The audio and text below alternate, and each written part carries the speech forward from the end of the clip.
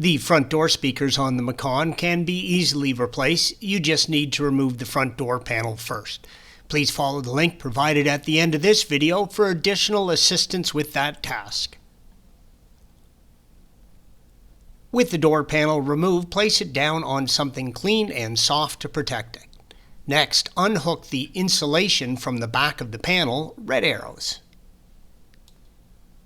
With the insulation out of the way, squeeze in on the tiny tabs on the speaker wire and disconnect the electrical connection, indicated by the red arrow. Use AT20 torque and remove the two screws holding the speaker to the door panel, red arrows. The speaker has a tab that sits into the molded part of the door panel, indicated by the blue arrow. Pivot the speaker up and out from the mount. Installation of the door panel speaker is the reverse of removal.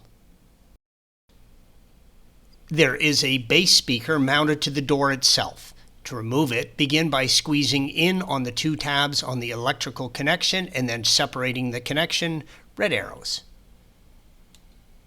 Use AT25 torque and remove the 6 torque screws holding the speaker to the door frame. Red arrow, 1 illustrated.